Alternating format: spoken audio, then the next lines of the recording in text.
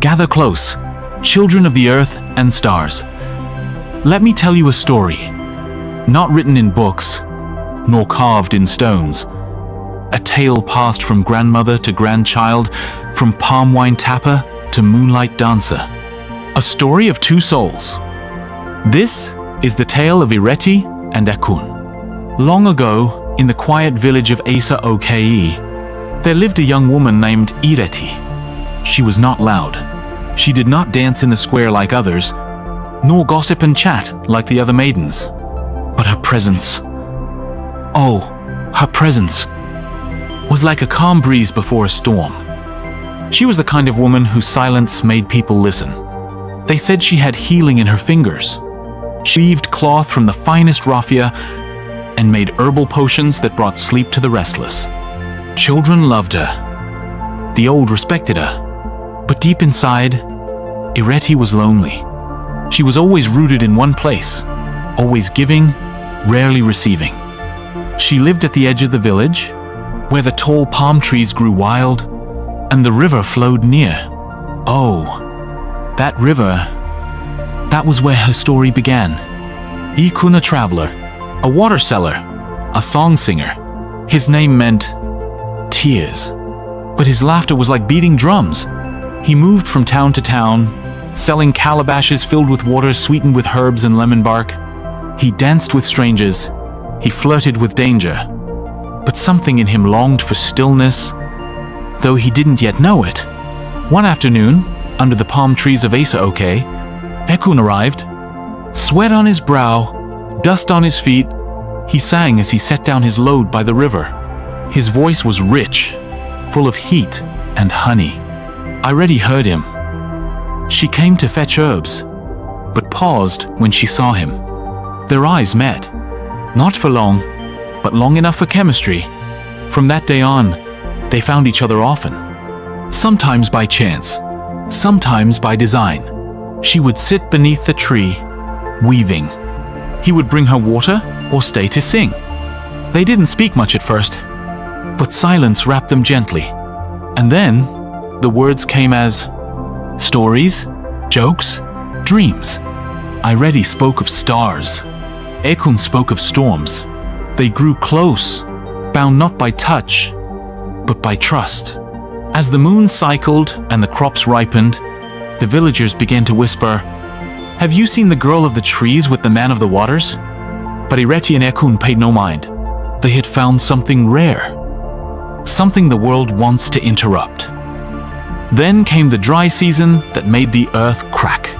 The river that fed the farms was weakening. The village elders then met under the Iroko tree. There, a decision was made. Someone had to go. Someone strong, brave, known by many paths. The choice was clear. Ekun. The elders sent for Ekun. "We need you to travel to the northern peaks," they said. "Fetch help, bring water and save us." Ekun knew he had to go, but then he looked to Ireti. She did not cry. She did not beg him to stay. She simply said, "Return." And he replied, "I swear by the rivers I will."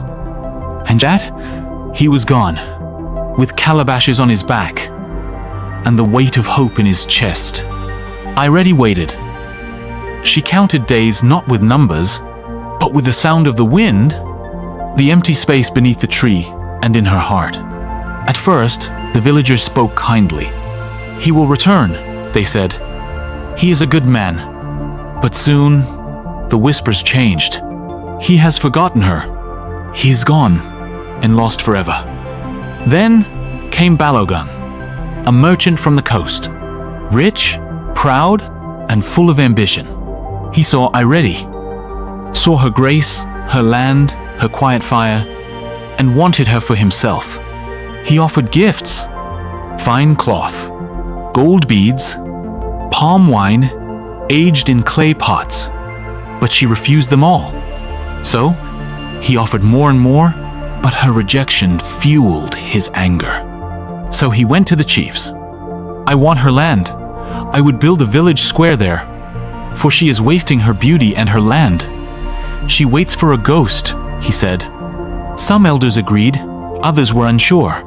Ireti is about to lose everything. Far from Asa-Oke, in the lands beyond the hills, Ekun walked and walked. The roads were dangerous, cracked, and broken by war. Yet he moved with the memory of Ireti, her voice, her silence, her eyes deep in his head. He reached the mountain village where the river began. But even there, the streams were thin. The dam had broken not by nature, but by men. Some foreign men had redirected the dam to feed plantations and power their cities. The river was chained. Ekun stood before the wall of stone and steel, then walked to speak to the elders of that land. But they turned him away. He tried to dig a channel. He failed. He tried to carry water on his own. His strength failed. Still, he refused to give up. Back in Asa-Oke, Balogun grew louder. The palm oil merchant spread silver like seeds. And the people, they began to change. Some said, "We need growth." Others said, "Take her land." She waits in vain. Only the children defended Ireti, saying, "Her potions can heal, and her love is real." But even they could not stop the elders. Ireti watched, silent and still. But inside, a storm raged. That night as she wept, a parrot came, feathers bright like fire. His name was Onibo, the village gossip. He perched above Ireti's hut and mocked her gently. "Your love is drifting, your river forgotten. Now you have nothing." Ireti looked up, her voice calm. "Love does not forget," she replied. "Even when the wind blows the wrong way, love still does not forget."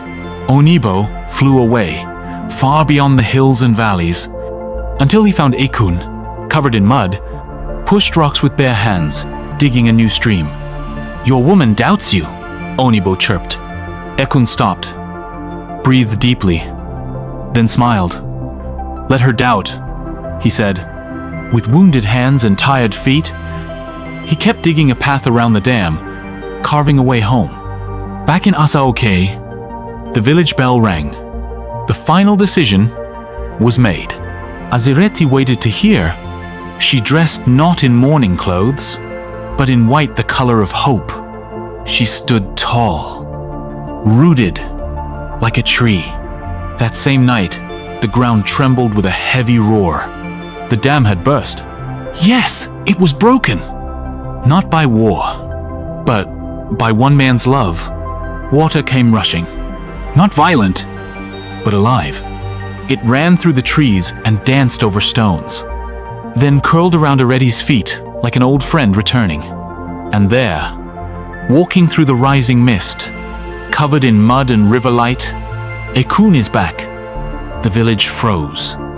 They watched as he stood before Ireti, said no words, but knelt and washed the dust off her feet with his hands. The merchant, Balogun, turned pale. His riches no longer meant power. The elders looked at each other and nodded. No need to take her land. Instead, they built a shrine beside the river and carved an ancient sign. Ibukun Iferio, the blessing of love. Time passed. Ireti and Ekun never married. They didn't have to. They built a home near the tree. They lived not in luxury, but in something stronger, truth. She continued to weave till her spirit got lost in the tree while he traveled the river's path. His spirit completely drowned in it, forever. They met only sometimes, but their spirits? Forever entangled. Couples from far lands came to visit. They would sit beneath the tree, dipped hands in the river, whisper wishes, write names on palm leaves, then tie them with hope to the shrine, that they may sustain such love. But the elders would say, true love is not always in how close you are, but in how deeply you grow together, even when apart.